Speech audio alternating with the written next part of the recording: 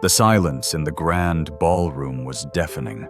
2,000 eyes fixed on a single figure, a small black girl in torn jeans and a dirt-stained jacket, sitting before a magnificent Steinway grand piano worth more than most houses. Her fingers hovered above the keys, trembling slightly. Not from fear, from something else entirely. Behind her, 300 of Boston's wealthiest elites held their breath. Some with curiosity, most with contempt. A few with barely concealed rage at the audacity of this homeless child demanding to be heard in their sanctuary of privilege. The woman in the front row, Vivian Prescott, draped in diamonds that caught the chandelier light like frozen tears, leaned forward with a sneer that could cut glass. She had tried to stop this moment, tried to have this girl thrown out like garbage. But here they were. The girl's name was Zara Williams. She was 12 years old. She hadn't bathed in 3 days. She owned nothing but the clothes on her back and a memory of music that refused to die. And she was about to do something that would shatter every assumption in that room. Her fingers touched the keys. The first chord exploded into the air like a thunderclap, powerful, commanding, impossible. Rachmaninoff's Piano Concerto No. One of the most demanding pieces in the classical repertoire. The contempt on Vivian Prescott's face began to crack. But to understand how we arrived at this moment, this collision of poverty and privilege, of prejudice and transcendent talent, we need to go back. Back 3 hours. Back to when Zara Williams was nothing but a problem to be removed. Back to when no one believed a homeless black girl could possess anything of value. Back to when everything changed. 3 hours earlier, the Rosewood Grand Hotel blazed like a beacon against Boston's winter night sky. The historic building stood on Commonwealth Avenue, like a monument to old money, its limestone facade glowing under carefully positioned spotlights. Through its soaring windows, crystal chandeliers cast prisms of light across the sidewalk where valets in burgundy uniforms escorted guests from gleaming Mercedes and Bentleys. Tonight was the annual Winter Gala for Children's Futures, one of Boston's most prestigious charity events. Tickets started at $5,000. The cheapest bottle of wine at dinner cost more than a month's rent for most Americans. The irony was almost poetic. An event raising money to help poor children, where actual poor children would be arrested for trespassing. Inside the ballroom, wealth draped itself over every surface. Ice sculptures shaped like angels melted slowly beside caviar stations. White-gloved servers circulated with champagne that cost $400 per bottle. A string quartet played Vivaldi in the corner, unheard beneath the murmur of expensive conversations. The women wore gowns that cost as much as cars. The men wore watches that cost as much as houses. And they all wore the same expression, that particular look of people who believe their bank accounts have elevated them beyond the reach of ordinary human experience. At the center of it all stood Vivian Prescott. 52 years old, CEO of Prescott Properties, one of Boston's largest real estate development firms. Her silver gown probably cost more than $20,000. Her diamond necklace, a family heirloom, she told everyone, glittered like captured starlight. She moved through the crowd like a shark through water, all sharp edges and predatory grace. People stepped aside instinctively, not out of respect, out of survival instinct. Vivian had built her empire on a simple philosophy. The world was divided into winners and losers, and the losers deserved their fate. She had no patience for bleeding hearts who talked about systemic poverty or social justice. If you were poor, she believed it was because you were lazy. stupid, inferior. Tonight's charity event was business nothing more. Tax-deductible donations, networking opportunities, a chance to be photographed looking compassionate for the society pages. The actual poor children who would supposedly benefit from this evening's generosity, she'd never met one, never wanted to. That was about to change. Zara Williams slipped through the service entrance at exactly 7:43 p.m. She'd been watching the hotel for 3 days, learning the patterns. The kitchen staff entrance was least guarded during the dinner rush. The security cameras had blind spots. The loading dock workers took their smoke breaks at predictable intervals. She wasn't stealing, wasn't there to cause trouble. She just wanted to hear the music. For 14 months since her mother died, music had been the only thing keeping Zara's soul from completely shattering. And tonight she knew there would be a piano, a real concert grand, the kind her mother used to play before everything fell apart. She moved through the service corridors like a ghost, small and silent. Her sneakers held together with duct tape made no sound on the polished floors. She kept her head down, avoiding eye contact with the catering staff rushing past with trays of hors d'oeuvres. At 12 years old, Zara had learned to make herself invisible. It was a survival skill on the streets. The less people noticed you, the safer you were. She was small for her age, barely 4'8", which helped her blend into shadows. Her dark skin was ashy from months without proper care. Her hair, once carefully maintained in neat braids by her mother, now formed a wild halo of tight coils she couldn't properly manage without access to water and products. She wore 3 layers of clothing, everything she owned, because Boston in January was brutal, and the shelter where she usually slept had been full for 5 nights straight. Her jacket, originally red, was now an indeterminate brown color from accumulated street grime. Her jeans had holes in both knees, not the fashionable kind. But her eyes were different. Despite everything, Zara's eyes still held light. Brown flecked with amber when the sun hit them right. Eyes that had watched her mother die slowly from cancer because they couldn't afford treatment.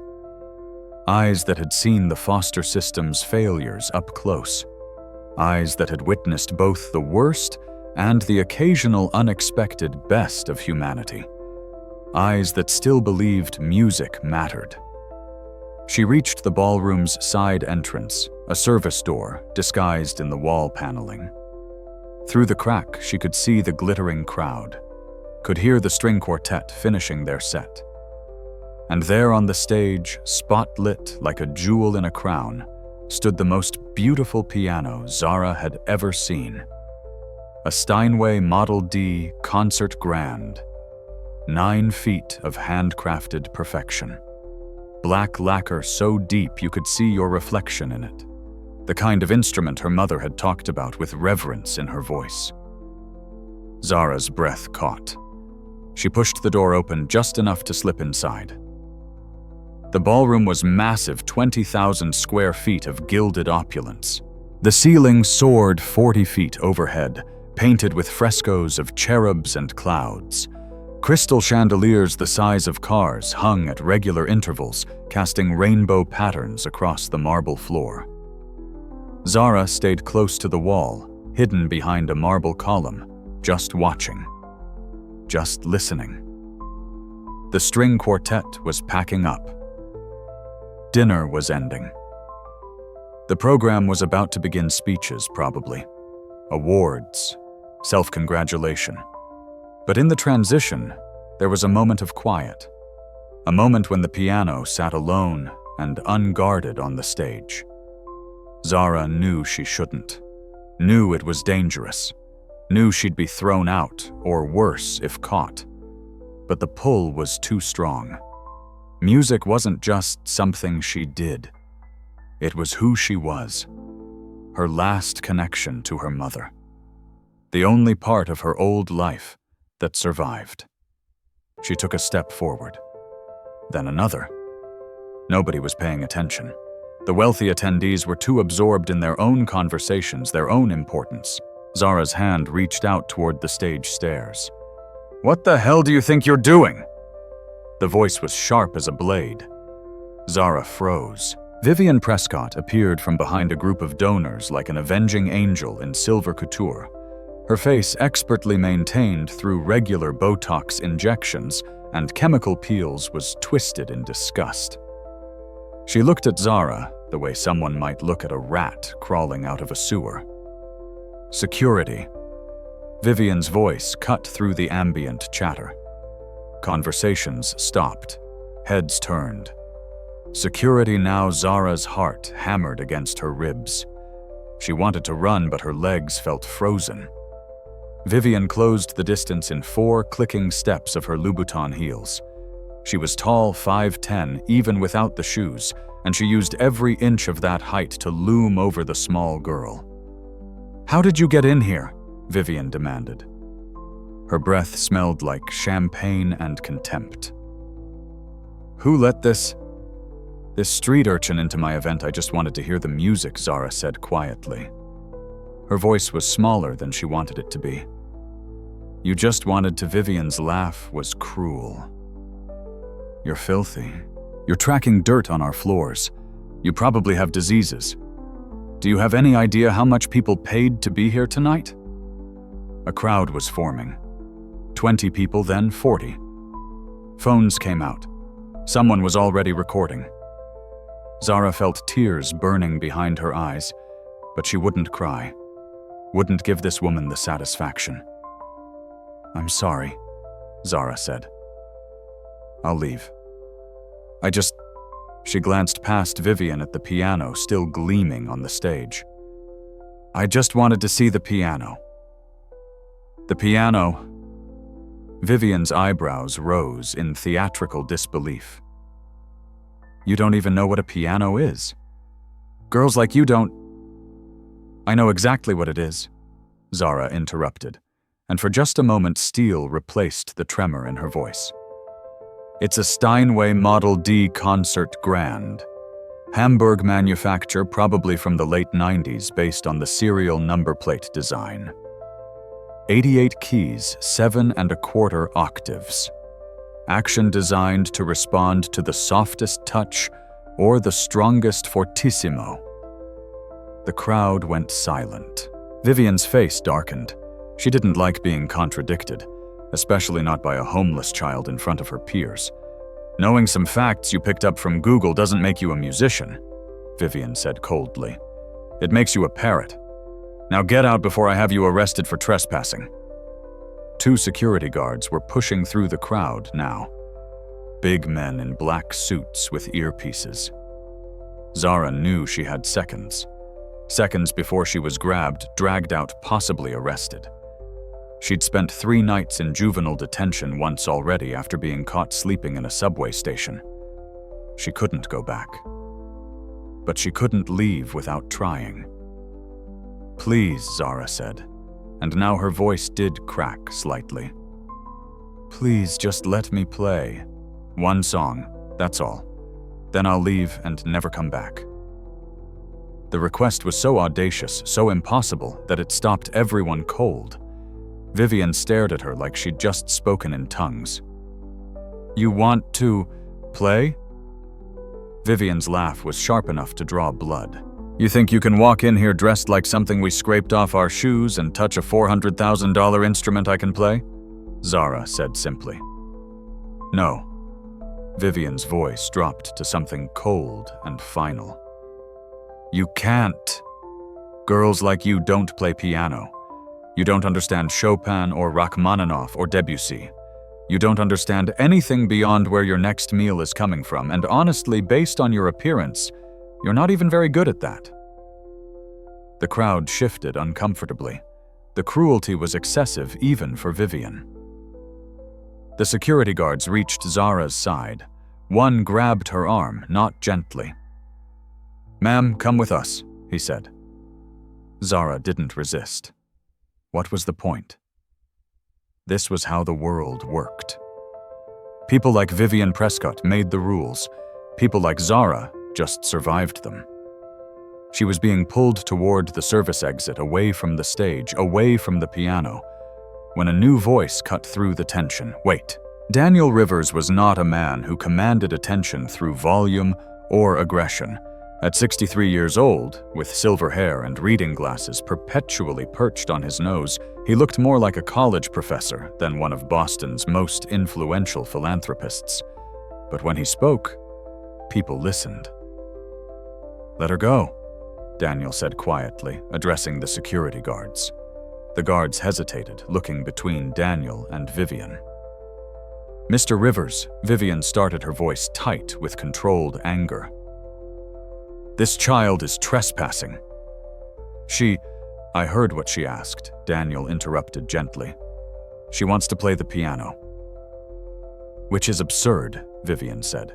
"She's clearly disturbed, or high, or she knew the exact specifications of a Steinway Model D," Daniel observed. "Not something most people could recite. Even most of our guests tonight couldn't tell you the difference between a Hamburg Steinway and a New York model." Vivian's jaw tightened. "Facts from Wikipedia don't equal talent." "No," Daniel agreed. "They don't. Which is why I'd like to hear her play." The ballroom went absolutely silent. Vivian's face cycled through several shades of red. "You cannot be serious." "I'm entirely serious," Daniel said. He walked closer until he stood between Zara and the security guards. "This is the Harmony Foundation Gala, Vivian. My foundation. I chair the board. I write the largest checks. And I'm saying I want to hear this young lady play." "This is a disaster," Vivian hissed. "You're making a mockery of this event. Our donors." "Our donors are here to support children's futures," Daniel said calmly. "Well, here's a child, with a future that clearly needs support. Let's see what she can do." Vivian looked around at the crowd, searching for support. She found mostly curious faces. A few people nodded at Daniel's logic. Others just wanted to see what would happen next. Entertainment was entertainment, even at a $5,000 a plate dinner. "Fine," Vivian bit out. "Let her embarrass herself. When she can't play a single coherent note, when she proves she's just another street con artist looking for a handout, I want her arrested. Trespassing, disrupting a private event, attempted fraud." "Fair enough," Daniel said, though his tone suggested he thought nothing about this was fair. He turned to Zara, who stood frozen between the security guards, looking like a sparrow caught between cats. "Young lady," Daniel said gently. "What's your name, Zara?" she whispered. "Zara Williams." "Well, Zara Williams, would you like to play for us?" Zara looked up at him. Really looked at him. His eyes were kind, genuinely kind, without the pity she'd learned to recognize and hate. Like he actually saw her as a person, not a problem. "Yes, sir," she said. "I would." "Then the stage is yours," Daniel said, gesturing toward the piano. The crowd parted. Zara walked forward on trembling legs. Every eye in the room followed her. She could feel their judgment, their skepticism, their contempt. Behind her, Vivian's voice carried clearly. "This is going to be a disaster. That child probably thinks a piano is a piece of furniture." Someone laughed. Zara kept walking. The stage steps felt like climbing a mountain. Each step echoed in the cavernous ballroom. By the time she reached the piano, her hands were shaking so badly she had to clasp them together to make it stop. The Steinway loomed before her, massive and beautiful. The fallboard was already open keys gleaming like black and white teeth. She sat down on the bench. It was too high adjusted for an adult performer. Her feet barely touched the pedals. But that was okay. She'd learned to play on whatever was available. Playground pianos with missing keys, church pianos with broken hammers, digital keyboards in music stores before security chased her away. She placed her hands on the keys.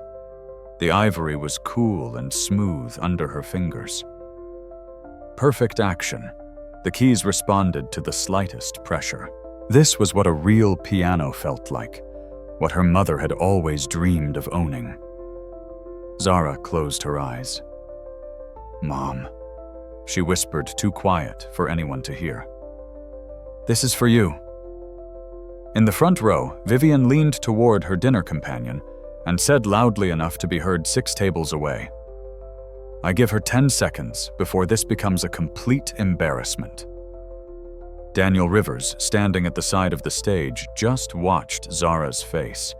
He'd seen something in her eyes when she talked about the piano. Recognition. Love.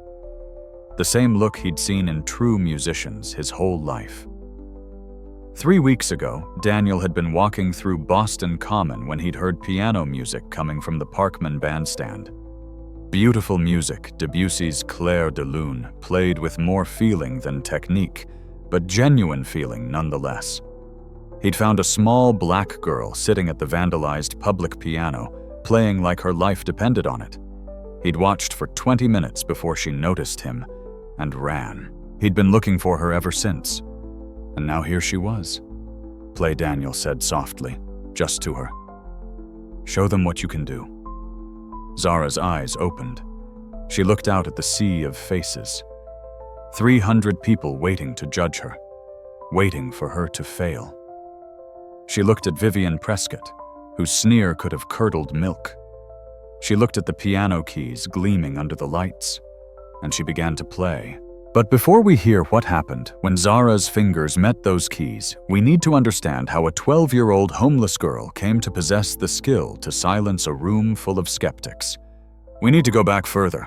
Zara Williams was born on a rainy Tuesday in September, 11 years before the night at the Rosewood Grand Hotel. Her mother, Sarah Williams, was teaching a piano lesson when her water broke. Being Sarah, she finished the lesson. Beethoven's Moonlight Sonata third movement before her sister drove her to the hospital. That should tell you everything you need to know about Sarah Williams. She lived for music the way most people lived for oxygen. Sarah had been a piano prodigy herself once. Growing up in Atlanta, she'd won every competition she entered. Full scholarship to the New England Conservatory. Concert debut at 18. A future so bright it hurt to look at directly. Then life happened. An unplanned pregnancy at 20. A boyfriend who disappeared the moment he saw the positive test.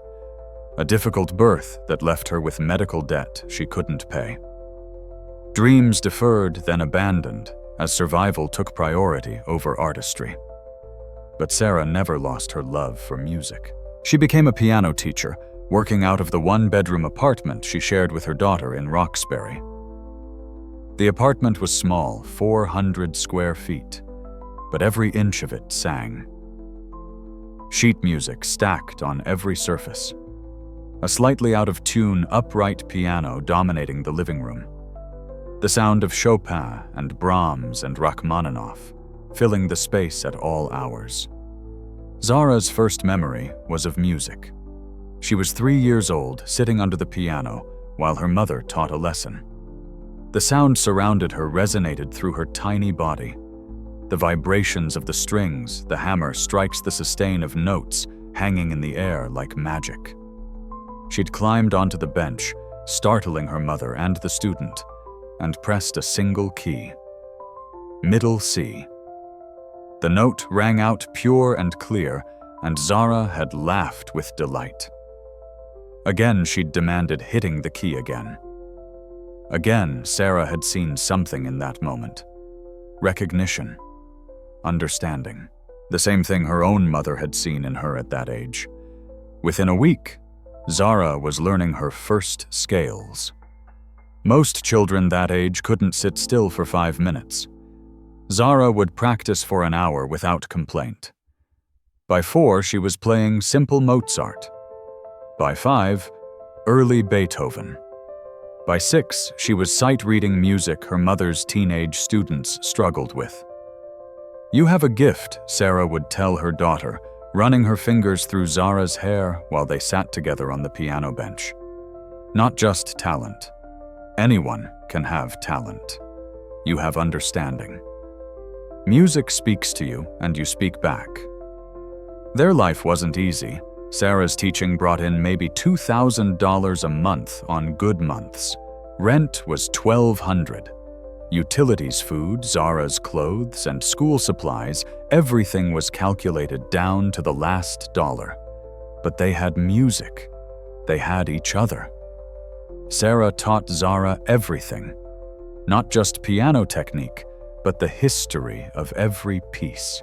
The stories behind the notes. This, Sarah would say, playing the opening of Chopin's Prelude in E minor is what it sounds like when your heart breaks, but you're too proud to cry. Listen. Can you hear the dignity in the sadness? Zara could hear it.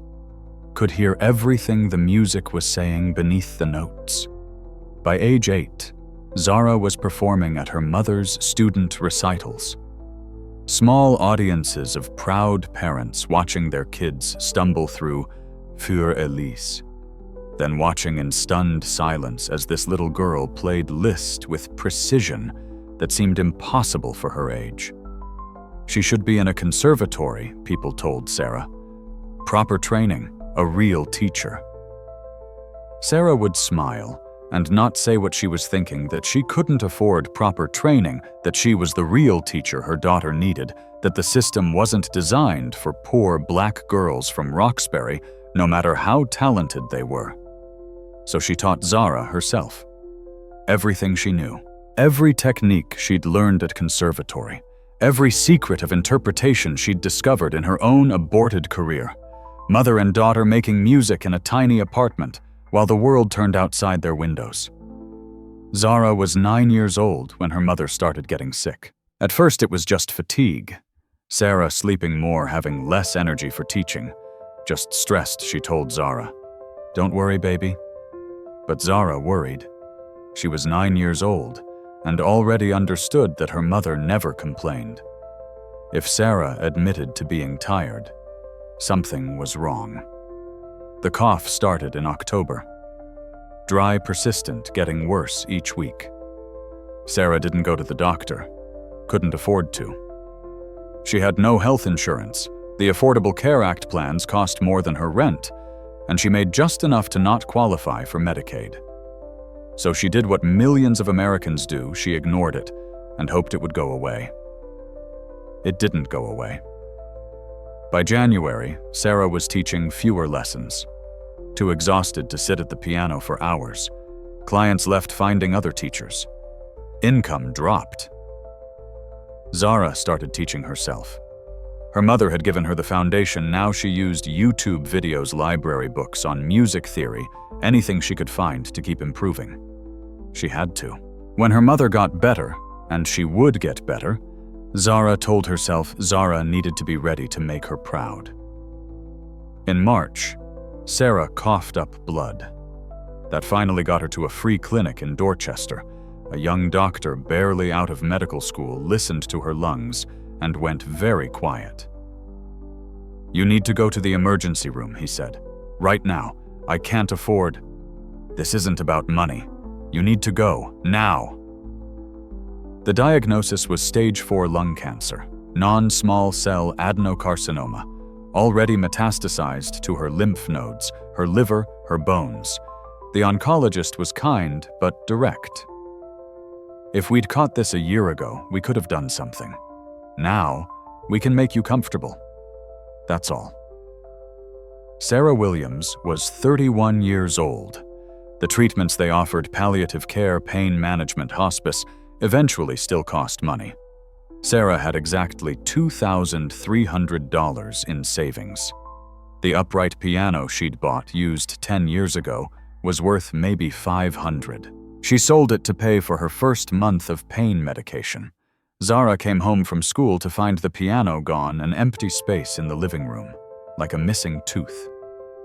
She didn't cry. 10-year-old children of dying parents learn not to cry about things like pianos. But something inside her broke that day.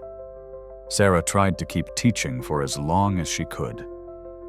Sitting in a folding chair, clapping out rhythms while her students played the rented keyboard they'd gotten to replace the upright. But by summer, she couldn't leave bed. Zara learned to cook, learned to forge her mother's signature on school forms, learned to lie to social workers who came checking because she'd missed too much school. "Mom's fine," she'd say with a bright smile that fooled no one. "Just a flu bug. I'm taking care of her." The social workers made notes but did nothing. They were overworked, underpaid, and Zara seemed capable enough. Her grades were dropping, but she wasn't failing.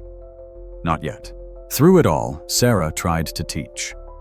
Some days when the pain medication left her lucid for an hour or two, she'd pull Zara close and hum melodies. "Listen," she'd whisper. "Can you hear where this resolves? Where it wants to go?" Zara would hum back, finding the resolution, and Sarah would smile. "You understand?" Sarah would say. "Not everyone does, but you do. Music is a language, baby. And you're fluent." In September, exactly 11 years after Zara was born, Zara Williams died. She passed in her sleep, holding Zara's hand. The hospice nurse said it was peaceful. Zara was 11 years old and suddenly completely alone in the world. Sarah had no family. Her own parents had died years ago, and she'd been an only child. Zara's father was unknown unnamed on the birth certificate. No godparents, no plan. The state took over. They placed Zara with the Morrison family in Dorchester. Bill and Janet Morrison were licensed foster parents who'd been taking in kids for 15 years. They had 4 other foster children in the house, ranging from 6 to 16 years old. They received about $700 a month per child from the state. Do the math. $3,500 a month to care for 5 children. The Morrisons weren't cruel. They weren't abusive. They were just indifferent. Running a group home disguised as a family processing kids through like a low-budget hotel. Food was cheap, and plentiful pasta hot dogs, frozen pizza. The house was clean enough. The kids had beds, but there was no music. Zara asked in the first week if she could play the piano at school during lunch. Bill Morrison laughed. "Piano? That's not happening. You need to focus on your grades, not some hobby." "It's not a hobby," Zara said quietly. "It's who I am." "Well, here you're just another kid who needs to do her chores and homework and not cause problems." The school had a music room, but it was locked except during class time. The music teacher, Mrs. Rodriguez, was sympathetic, but couldn't let Zara practice after hours. Liability issues, insurance, rules. "I'm sorry, sweetheart," Mrs. Rodriguez said, and she genuinely was. "But I can't." Zara felt herself disappearing. Without music, she was just a foster kid. Another sad statistic. Another broken child from a broken home destined to age out of the system and into poverty. She started skipping school, taking the bus to downtown Boston, where she knew there were public pianos. The Boston Common Parkman Bandstand had one. The South Station Terminal had another. The Prudential Center Mall had one in the food court. They were terrible instruments, usually, vandalized out of tune missing keys. But they had 88 keys, or most of them, and when Zara played, she could close her eyes and hear her mother saying, "Yes, baby." Just like that. You understand. The Morrisons reported her truancy. Social services got involved. Meetings were held. A counselor explained that Zara was acting out due to trauma and needed structure and consequences. They moved her to a different foster home. This one in Mattapan. A single mother named Denise, with 3 biological children and 2 other foster kids. Even more crowded. Even less room for a girl who wanted to play piano. Zara lasted 3 weeks before she ran. It wasn't a dramatic escape. She just walked out the door one morning, headed for school, and kept walking. She was 11 years and 7 months old. She knew what she was doing was stupid, dangerous, that she'd be caught eventually and things would get worse. But she couldn't breathe in those houses. Couldn't exist as just another foster child, another mouth to feed, another problem to manage. She needed music the way she needed air. So she disappeared into the city. Boston has approximately 500-600 homeless youth at any given time. Zara became number 5601. She learned quickly where the warm grates were in winter, which shelter meals you could trust not to make you sick, how to look invisible enough that people didn't notice, but not so invisible that predators targeted you. She learned which libraries let you stay all day without hassling you, which fast food places had bathrooms you could use to wash up, which clothing donation bins were easily accessible. And she learned where every public piano in the city was located. The Boston Common Parkman Bandstand became her favorite. Open air so she could practice even when the city closed the parks. The piano was terrible. Several keys didn't work. It was perpetually out of tune. Someone had carved profanity into the fall board. But it was a piano. Zara played there almost every day. Early morning before the park, filled with joggers and dog walkers. Late at night, when only the homeless and the insomniacs were around. She played her mother's favorites. Chopin's Nocturnes, Rachmaninoff's Preludes, Debussy's Clair de Lune. She played because it was the only thing that made her feel like herself. Like she still existed. Like she was more than just a homeless kid, invisible and forgotten. Sometimes people would stop to listen. Most just walked by, ignoring the small black girl playing classical music on a broken piano. A few would leave money quarters dollars once a 20. Zara didn't keep the money. She'd put it in an envelope and leave it at the nearest church. She wasn't playing for money. She was playing to survive. 14 months she lived this way. 14 months of sleeping in shelters when they had space in subway stations when they didn't. 14 months of eating from food pantries and trash cans behind restaurants. 14 months of staying one step ahead of social services and juvenile detention. 14 months of keeping her mother's memory alive through music. And then came the night of the gala. Now, we return to the Rosewood Grand Hotel. To the moment when Zara Williams sat before a $400,000 Steinway, surrounded by 300 people who believed she was incapable of playing a single note. We return to the moment that would change everything. Zara's hands hovered over the keys.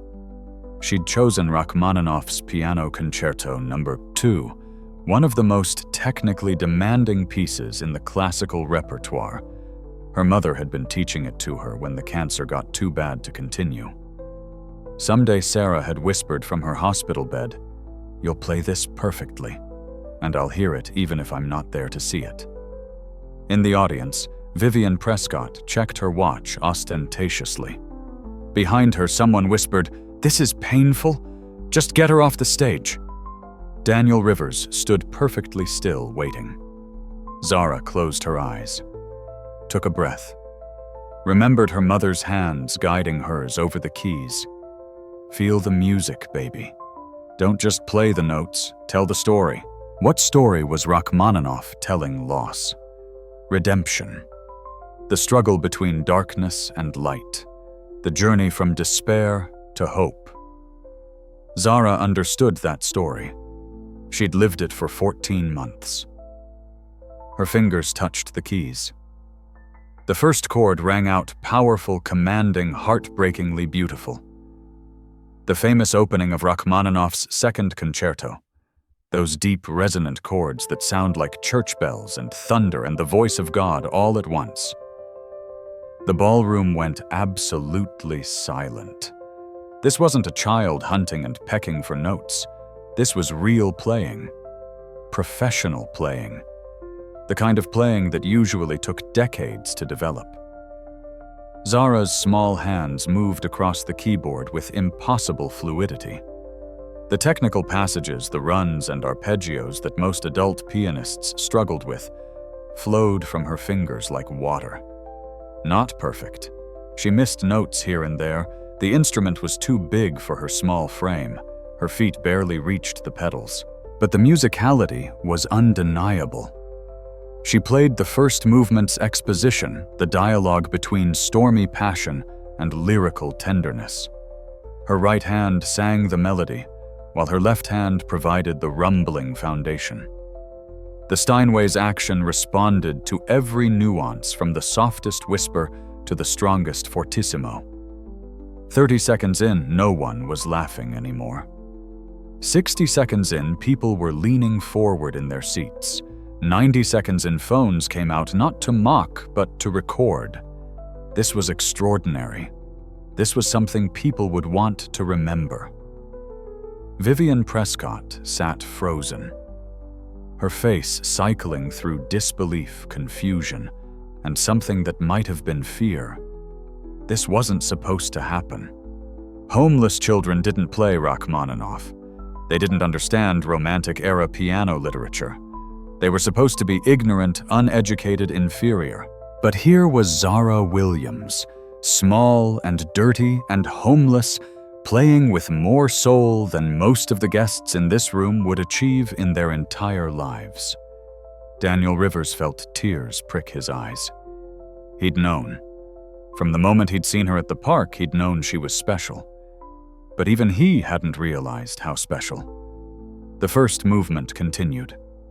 Zara's eyes were closed, her whole body swaying slightly with the music's emotional arc. She looked transported, no longer in the ballroom, but somewhere else entirely. Somewhere her mother still existed. Somewhere music was the only language that mattered. Her fingers found every note, every phrasing, every subtle dynamic shift Rachmaninoff had written into the score. The playful secondary theme, the thundering development section, the recapitulation building toward the movement's emotional climax. She'd been playing for 3 minutes, but it felt like 3 seconds. In the audience, a woman wiped her eyes. The man next to her, a Boston Symphony Orchestra board member, leaned toward his wife and whispered, "She's extraordinary, genuinely extraordinary." The staff waiters and busboys who'd been clearing dishes had stopped working, standing along the walls to listen.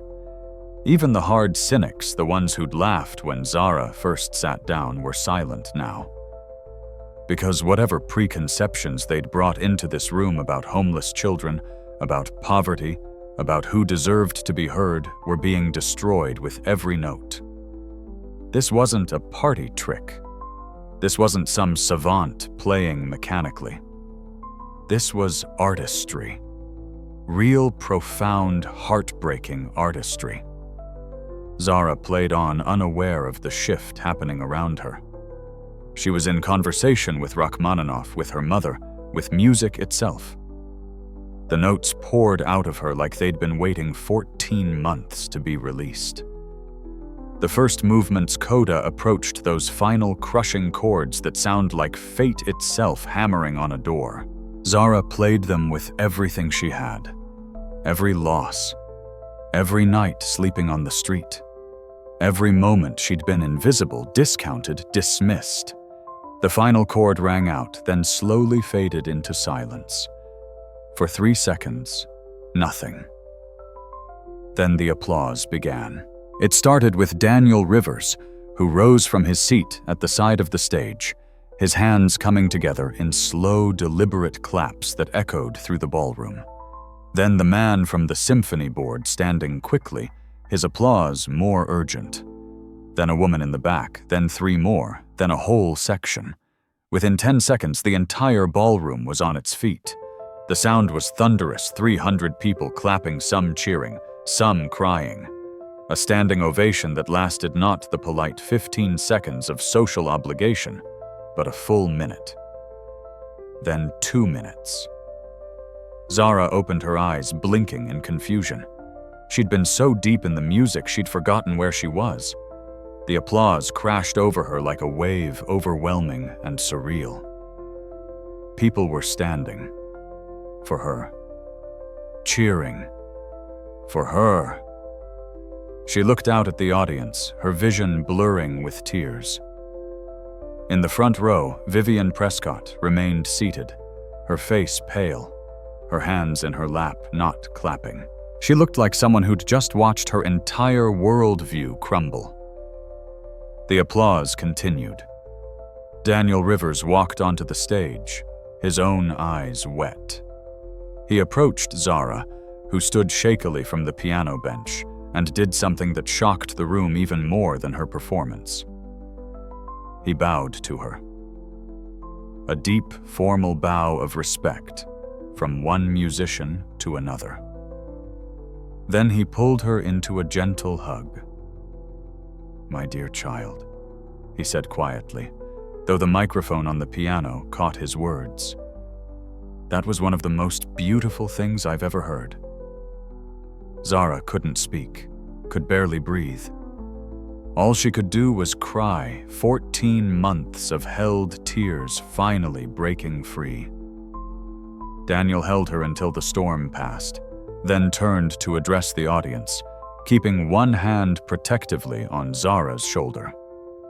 "Ladies and gentlemen," he said, his voice carrying easily through the ballroom. "Tonight we gathered to raise money for children's futures, to help those less fortunate than ourselves. And I think we've just witnessed exactly why that mission matters." He gestured to Zara. "This young lady, Zara Williams, is 12 years old. She is currently homeless. She has been living on the streets of Boston for over a year. And as you just heard, she possesses one of the most remarkable musical talents I have encountered in my 40 years in philanthropy." The audience hung on every word. "How many others are out there?" Daniel continued. "How many children with extraordinary gifts with potential to change the world are we losing because they lack the support, the resources, the simple basic stability to develop those gifts?" He looked down at Zara. "I am pleased to announce that the Harmony Foundation will be providing Zara with a full scholarship to the Boston Conservatory's youth program. We will also be providing housing, living expenses, and whatever else she needs to pursue her musical education." More applause this time, mixed with cheers. But more than that, Daniel said, and his voice grew harder. "I hope tonight serves as a reminder that talent, intelligence, and worth are not determined by economic status, that we must not judge human value by appearance or circumstance." He didn't look at Vivian Prescott when he said this, but everyone else did. Vivian's face was red, her jaw clenched so tight it looked painful. Daniel helped Zara off the stage, the audience still clapping. As they walked past the tables, people reached out to touch her hand, to tell her how moved they were, how incredible her playing was. Zara was in shock. 14 months of being invisible, and now suddenly everyone saw her. Really saw her. A photographer from the Boston Globe was there covering the gala for the society pages. He'd been expecting to photograph rich people in expensive clothes. Instead, he captured Zara at the piano, small, dirty, luminous, and that photo would be on the front page the next morning with the headline, "Homeless Prodigy Stuns Boston Elite." As Daniel led Zara toward a side room where they could talk privately, Vivian Prescott finally moved. She stood abruptly, her chair screeching against the floor, and strode toward the exit, her heels clicking like gunshots. People moved out of her way, but not out of respect anymore. Out of something else. Embarrassment, perhaps. For her. She'd spent the entire evening looking down on others, secure in her superiority. And a 12-year-old homeless girl had just proven that all of Vivian's wealth, all her status, all her designer clothes and diamond necklaces couldn't buy what Zara possessed: naturally genuine talent and humanity. Vivian pushed through the doors and disappeared. She wouldn't be seen at a public event in Boston again for months. But we'll come back to Vivian's fate in a moment. First, we need to follow Zara and Daniel into that quiet room and understand what happened next. The conference room was small and elegant, with leather chairs and a view of Commonwealth Avenue. Daniel closed the door, muffling the continued noise from the ballroom. Zara stood awkwardly still, overwhelmed, not quite believing any of this was real. "Sit down, please," Daniel said, gently pulling out a chair for her. She sat. He sat across from her, removing his glasses to clean them, a habit when he was thinking. "How long have you been playing piano?" he asked. "Since I was 3, Zara said quietly. "My mom taught me. Your mother was a teacher." "The best." Zara's voice cracked. "She died 16 months ago. Cancer." Daniel nodded slowly. "I'm so sorry. And your father never knew him. Mom said he left before I was born." "Other family, no, sir. The foster system I tried. It didn't work. I needed to play. They wouldn't let me. So I left." Daniel was quiet for a moment, absorbing this. A child so desperate for music that she chose homelessness over a home without it. It was heartbreaking and inspiring in equal measure. "What I said out there," he said finally. "About the scholarship, the housing, the support, I meant every word. But I need you to understand what that means. It means structure, rules, school, practice schedules. You'd be living in supervised housing, probably with a guardian, or in a carefully selected foster situation. You'd have to follow the program." "I can do that," Zara said quickly. "I can follow rules. I need to play. That's all. As long as I can play, I can do anything." "Where did you learn Rachmaninoff's Second Concerto?" "My mom was teaching it to me before she got too sick. I never finished it. I learned the rest from YouTube videos and the score at the library. I practiced on public pianos." "Public pianos," Daniel repeated, shaking his head in amazement. "You learned Rachmaninoff on public pianos. The one at Boston Common has 17 broken keys," Zara said. "You learn to work around them. Play the notes that exist. Imagine the ones that don't." Daniel felt a lump in his throat. This child had faced obstacles that would have stopped most adults, and she'd simply adapted. Found a way, kept playing. "Zara," he said, "I need to be honest with you. What happens next is going to be complicated. There are legal procedures, social services, custody arrangements, paperwork. It won't happen overnight. But I promise you I will make sure you're safe and have what you need. Starting tonight. Tonight, you're not going back to the streets. I have a guest house at my property in Brookline. It's small but comfortable. My housekeeper, Mrs. Chen." He caught himself.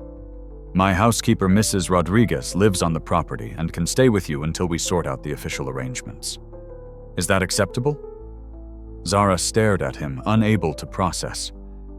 A few hours ago, she'd been sneaking into a hotel just to hear music. Now a stranger was offering her a place to stay, a scholarship, a future. "Why?" she whispered. "Why are you helping me?" Daniel smiled sadly. "Because someone should have helped you a long time ago. Because your mother clearly loved you and gave you an extraordinary gift, and it would be a crime to let that gift die on the streets. And because..." He paused. "Because I was 15 years old when my parents died in a car accident. I had no other family. If a kind stranger hadn't helped me, paid for my education, given me opportunities, I wouldn't be who I am today. I'm simply paying forward what was given to me." Zara's tears came again, but different this time. Not grief tears, not stress tears, Something else entirely. Hope. Tears. "Thank you," she whispered. "Thank you." Daniel reached across the table and took her small, dirt-stained hand in his. "Thank you, Zara, for not giving up, for keeping your gift alive against impossible odds, and for reminding a room full of jaded, comfortable people, including me, what really matters." There was a knock at the door. Daniel's assistant. A young woman named Jennifer poked her head in. "Sir, the media is here. Everyone wants to interview Zara. The Globe, the Herald, WBZ, New England Cable News, tell them no," Daniel said firmly. "Not tonight. Zara needs rest, not a media circus. We'll arrange a proper press conference tomorrow if she's willing. For now, have my car brought around. We're leaving. But sir, Mrs. Prescott is demanding. Mrs. Prescott can demand whatever she likes. We're done here." Jennifer nodded and withdrew. Daniel stood offering his hand to Zara. "Come on, let's get you somewhere safe." As they walked back through the ballroom, now buzzing with excited conversation, everyone still talking about the performance, people tried to stop them, to congratulate Zara, to offer help, to get her contact information. Daniel politely but firmly deflected them all, keeping Zara close. They were almost to the exit when a woman stepped directly into their path. Vivian Prescott. Vivian Prescott had composed herself in the bathroom, repairing her makeup, straightening her gown. But no amount of powder and lipstick could hide the fury in her eyes. A word she said to Daniel, her voice icy. In private.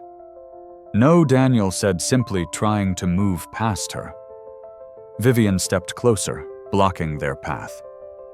"You just humiliated me in front of 300 of Boston's most influential people. You championed a street urchin over. I championed a child with extraordinary talent," Daniel interrupted. "Your humiliation is entirely self-inflicted. She's a liar, a con artist. She probably... What Vivian Daniel's voice dropped to something cold and dangerous. She probably practiced Rachmaninoff on broken public pianos while sleeping in subway stations. She probably kept her mother's memory alive through music despite having nothing. She probably proved that talent and worth have nothing to do with bank accounts or social status. Yes, she probably did all of that." Vivian's face tightened. "You're making a mistake. That girl will exploit your kindness, take your money, and Vivian." Daniel's voice cut through her tirade. "I've known you for 15 years. I've watched you treat people like disposable commodities. I've watched you equate wealth with worth and poverty with moral failure. Tonight, a 12-year-old child proved you wrong, and you can't stand it. I will not be spoken to." "Yes, you will," Daniel said quietly, "because you just revealed more about yourself in the last hour than you probably intended. And I'll tell you this, the Harmony Foundation will no longer accept donations from Prescott Properties. We don't want money that comes with so much contempt for the people we're trying to help." Vivian went pale. The Harmony Foundation was one of Boston's most prestigious charities. Being rejected by them was a social death sentence. "You can't." "I can." "I did." "Goodbye, Vivian." Daniel guided Zara around the frozen woman and out into the cold January night. Behind them, Vivian Prescott stood alone in the middle of the ballroom, the subject of 300 conversations happening behind raised hands and sympathetic smiles. She'd entered the evening as one of Boston's untouchable elite. She was leaving as the woman who'd tried to silence a child prodigy because she was poor. Social media was already exploding. Someone had uploaded video of Zara's performance. Within an hour, it would have 50,000 views. By morning, 5 million. The headline would write itself, "Homeless Girl Silences Boston Elite with Breathtaking Piano Performance." And underneath, in slightly smaller text, real estate CEO Vivian Prescott's cruel treatment caught on camera. But Vivian's downfall was only beginning. What no one at the gala knew, what even Vivian didn't fully realize yet, was that the FBI had been building a case against Prescott Properties for 6 months. Money laundering, tax fraud, bribes to city officials to secure development contracts. The investigation had been quiet, careful. They'd been waiting for the right moment to move. That moment came 72 hours after the gala. The FBI raid on Prescott Properties headquarters happened at 6 a.m. on a Thursday morning. 15 agents, 4 accountants, 2 assistant district attorneys. They seized computers, files, financial records. Arrested Vivian in her office, where she'd arrived early to try to manage the continuing PR disaster from the gala. The charges were extensive. 18 counts of money laundering, 12 counts of wire fraud, 6 counts of bribery, 3 counts of tax evasion. Combined, they carried a potential sentence of 40 years in federal prison. The evidence was overwhelming. Prescott Properties had been running a sophisticated scheme for years, buying properties through shell companies, inflating valuations, washing money for clients who didn't want their assets traced. Vivian had made tens of millions in illegal profits. The investigation had been ongoing, but the gala had been a catalyst. The video of Vivian's cruelty toward Zara had gone so viral that it attracted attention from people who'd had their own negative experiences with Prescott Properties. Whistleblowers came forward. Former employees who'd been afraid to speak up suddenly found courage. One ex-accountant provided the FBI with copies of files he'd secretly saved before being fired for questioning irregular transactions. A former executive assistant testified about meetings where bribes were discussed openly. The house of cards collapsed. Within a week, Prescott Properties declared bankruptcy. Within 2 weeks, Vivian's assets were frozen: the penthouse apartment, the vacation home in the Hamptons, the luxury cars, even the diamond necklace she'd worn to the gala. All seized by federal marshals. She was released on bond, but only because her lawyers convinced the judge she wasn't a flight risk. She had to surrender her passport and wear an ankle monitor.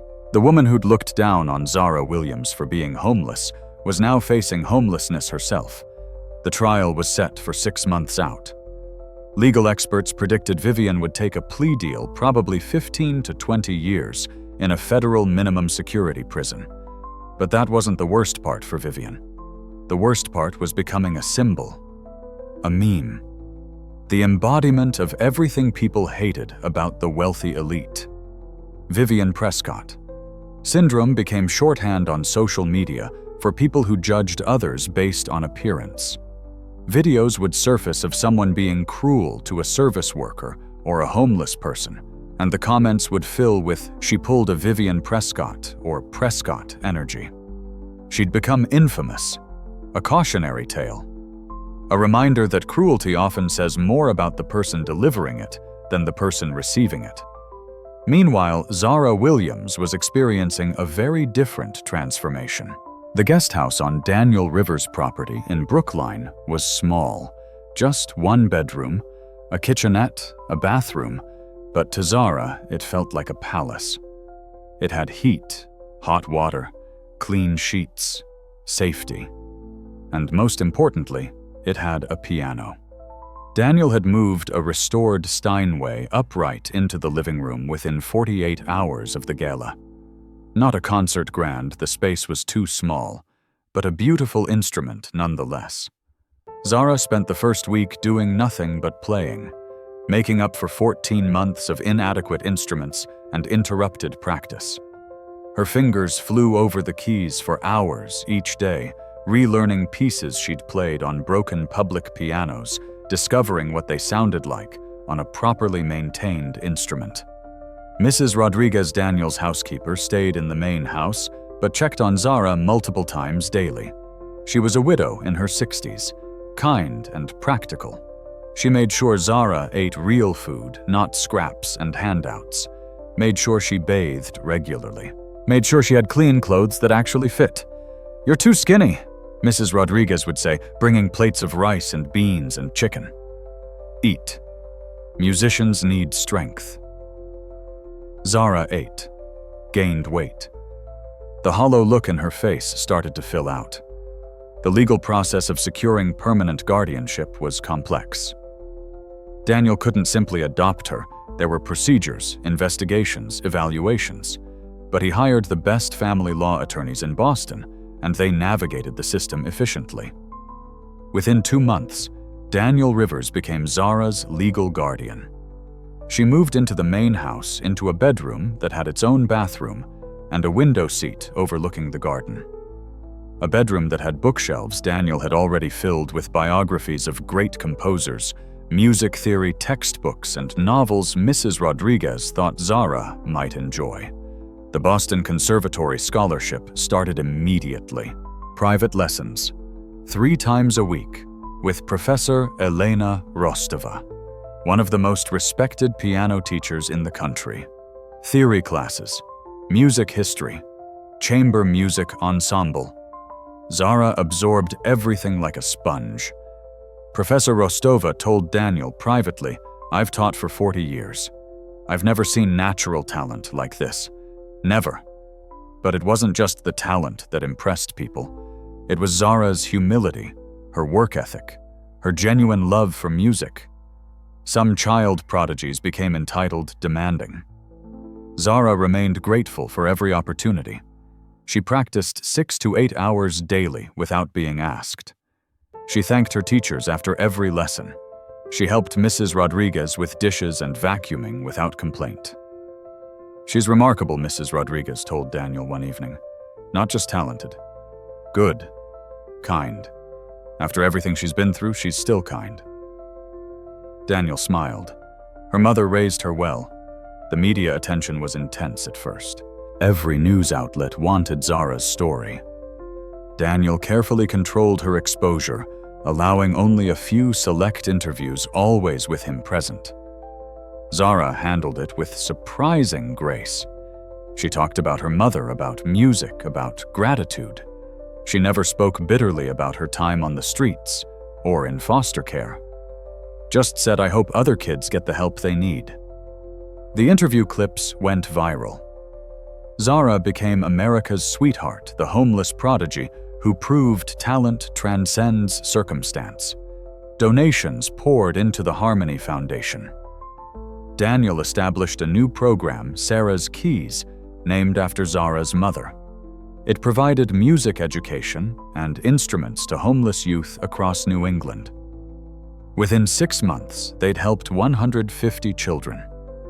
But for all the attention, all the change, Zara stayed focused on one thing: getting better.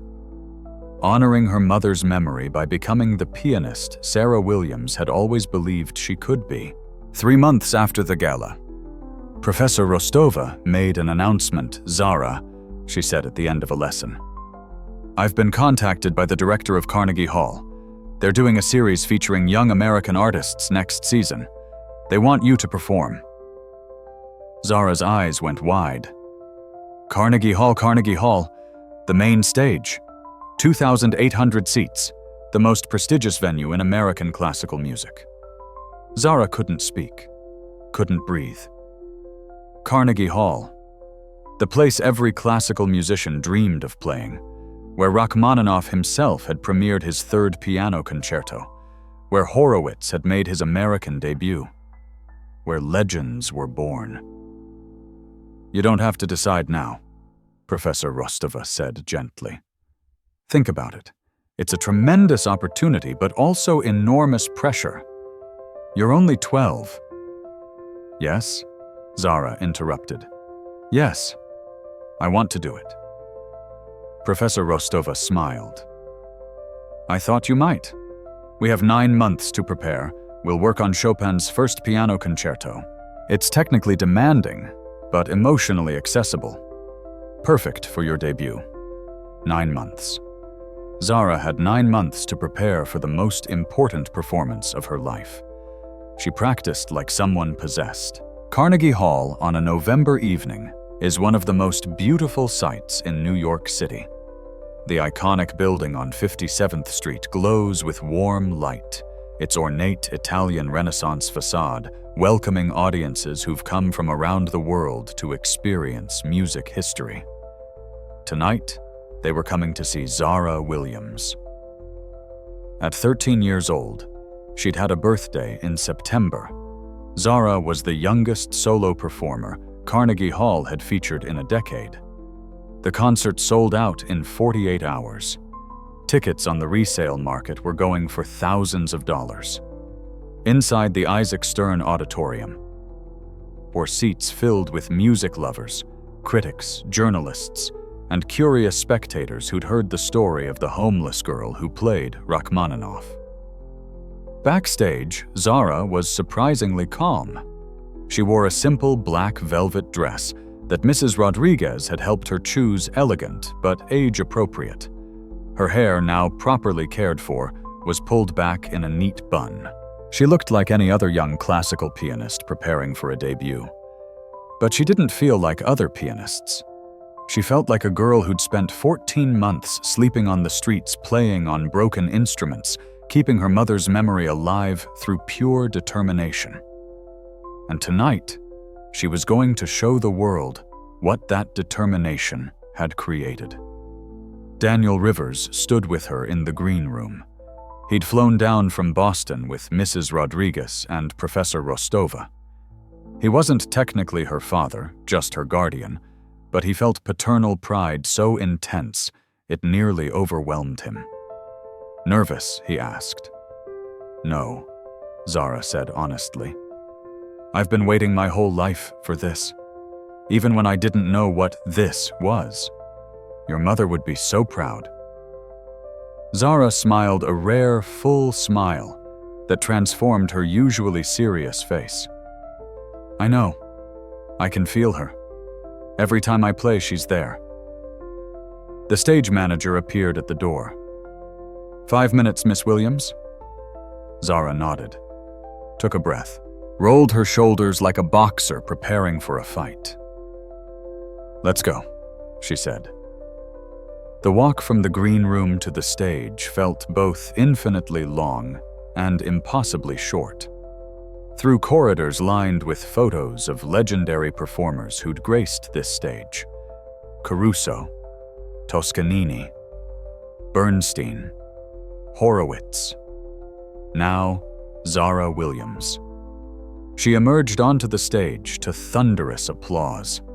The audience rose as one, a standing ovation before she'd played a single note.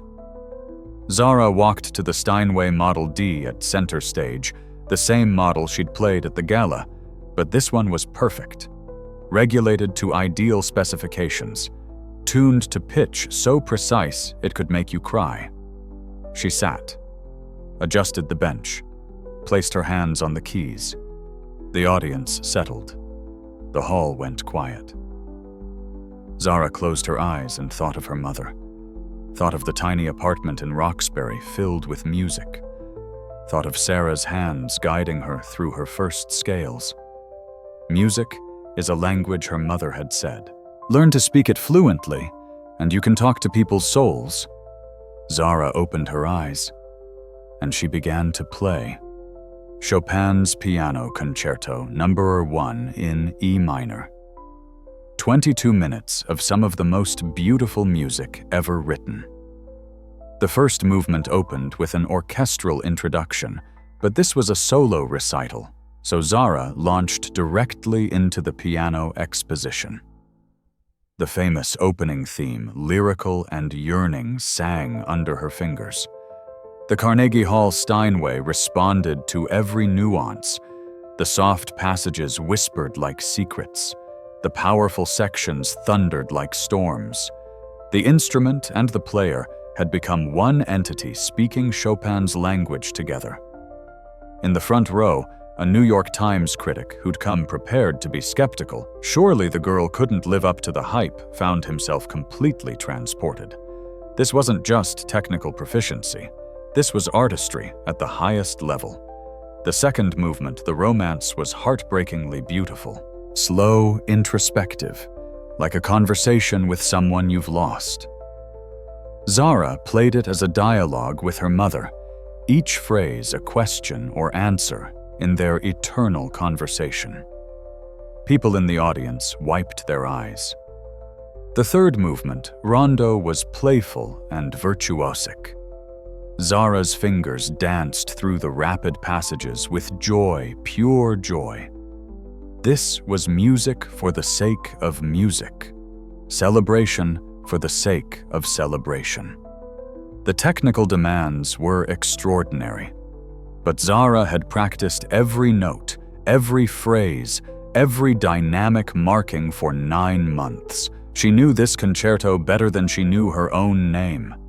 The final crescendo built like a sunrise, growing in power and brilliance until it exploded in a triumphant conclusion. The last chord rang out, then faded into silence. For 3 seconds, nothing. Then Carnegie Hall erupted. The ovation was deafening. All 804 people on their feet, applauding, cheering, some shouting brava in the classical tradition. It lasted 8 minutes. 8 minutes of sustained applause for a 13-year-old girl who 18 months earlier had been sleeping in subway stations. Zara stood and bowed, tears streaming down her face. She'd done it. She'd kept her promise to her mother.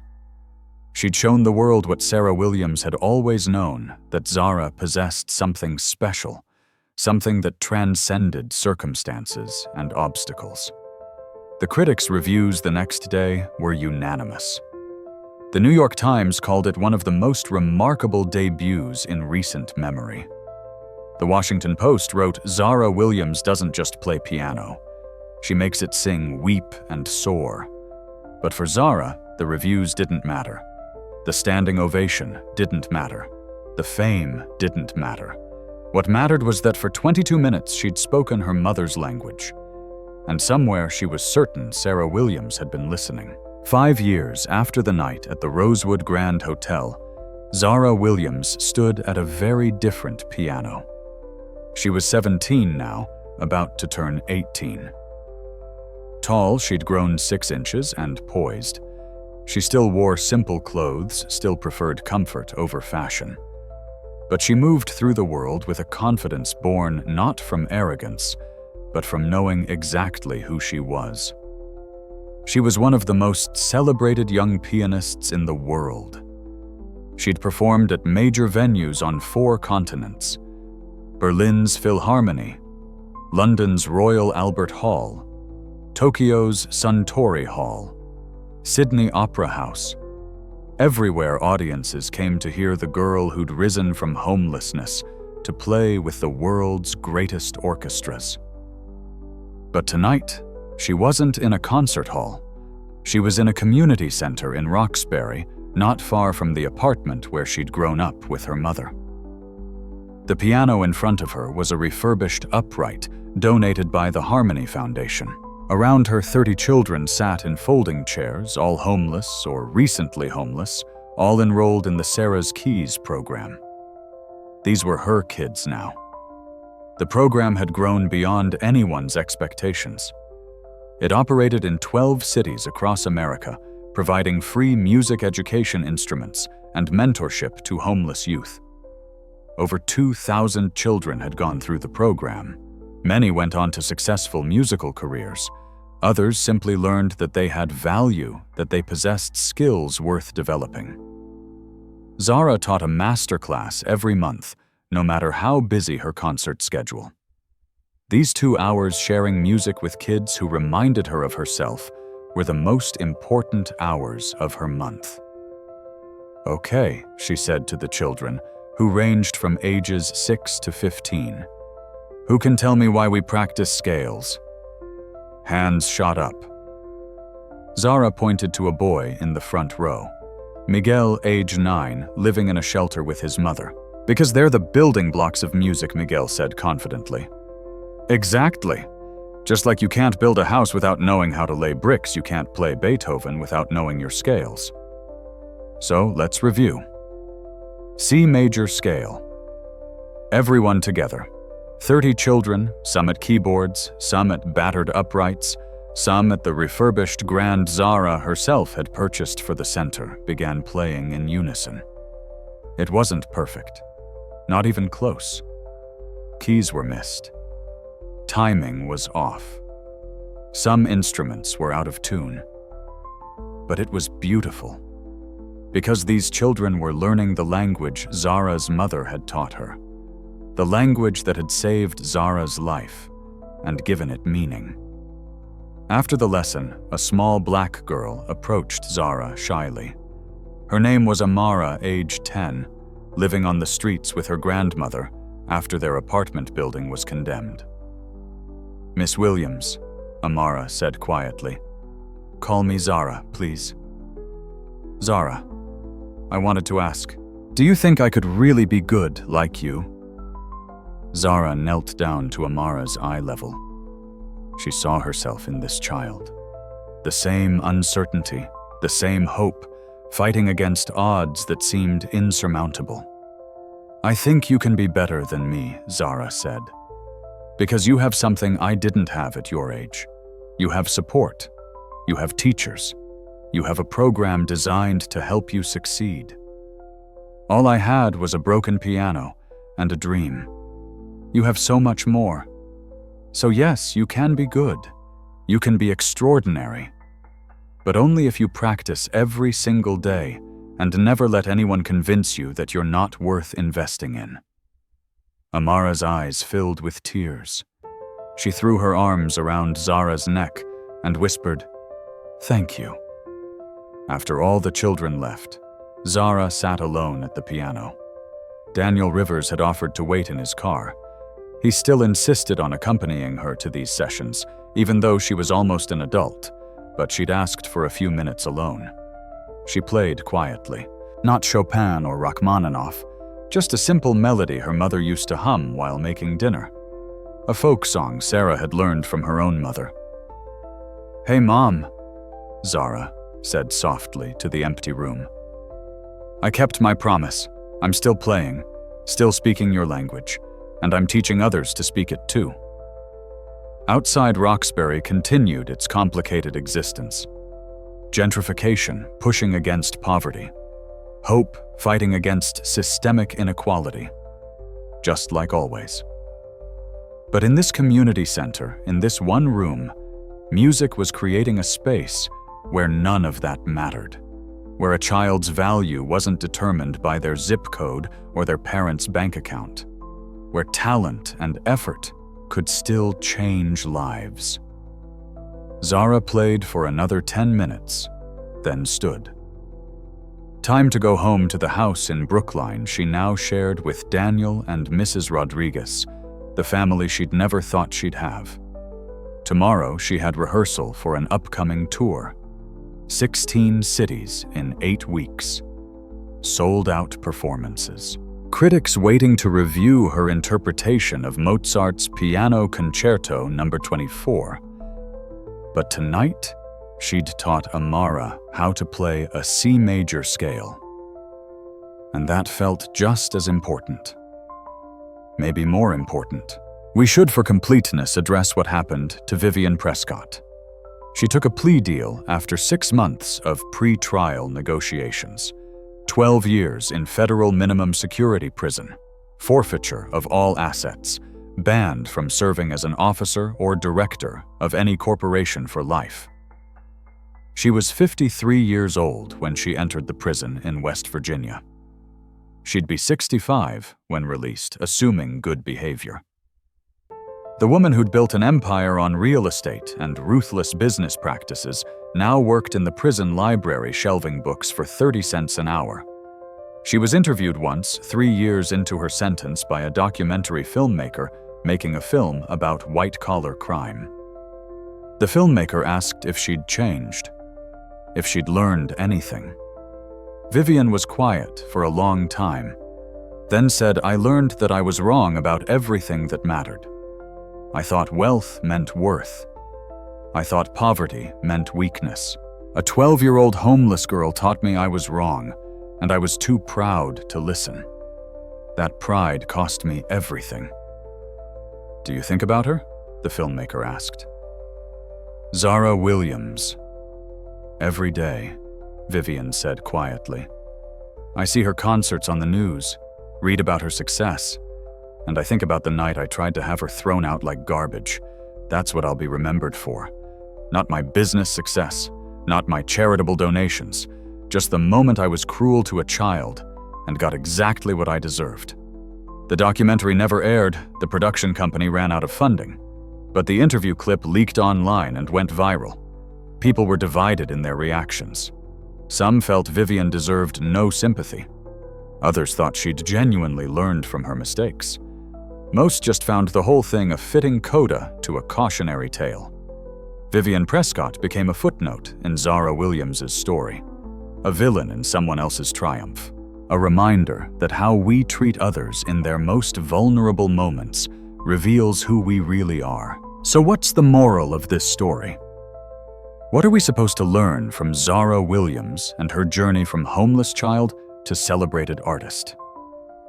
Maybe it's simply this: never judge a book by its cover. Never assume you know someone's worth based on their appearance or circumstances. That homeless person asking for change might be a military veteran suffering from PTSD. That teenager stealing food might be supporting younger siblings after their parents died. That troubled student might be a genius who just needs someone to believe in them. We're all so quick to judge, to categorize, to divide the world into worthy and unworthy, deserving and undeserving.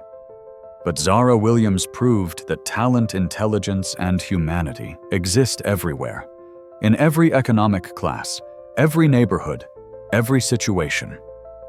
The only question is, are we willing to see it? Daniel Rivers saw it. He looked past the dirty clothes and the circumstances and saw a child with extraordinary gifts who deserved a chance. Vivian Prescott didn't see it. She looked at Zara and saw only poverty, only unworthiness, only something to be removed. Their choices defined their legacies. Today, Zara Williams continues to perform, to teach, to inspire. She's become a voice for homeless youth, an advocate for arts education, a living reminder that potential exists in the most unexpected places. She's planning to attend Juilliard next year, then pursue a performance career while expanding Sarah's Keys into a national program. Music saved my life, she said in a recent interview. Now, I want to help it save others. And she will. Because that's what happens when someone is given a chance, when talent meets opportunity, when kindness triumphs over cruelty. Miracles happen. Not the supernatural kind, the human kind. The kind that reminds us all why compassion matters. Why we should never stop believing in people's potential. Why a 12-year-old homeless girl deserves the same respect as a billionaire CEO. Maybe even more. If Zara's story moved you, I hope you'll share it. Not just because it's inspiring, but because somewhere out there is another Zara Williams. Another child with extraordinary potential sleeping on the streets, their gifts going unrecognized. Maybe sharing this story will inspire someone to help, to donate to music programs for underprivileged youth, to volunteer as a mentor, to simply see people as people, not as stereotypes or statistics. And if you want to hear more stories like this, stories of people overcoming impossible odds of kindness, changing lives of talent, triumphing over circumstance, then subscribe to this channel. Hit that notification bell. Let me know in the comments what story you'd like to hear next. Because the world is full of Zaras, full of people who just need someone to believe in them, someone to give them a chance. And sometimes that someone could be you. Thank you for listening. And remember, never judge a book by its cover. You never know what genius might be hiding in plain sight.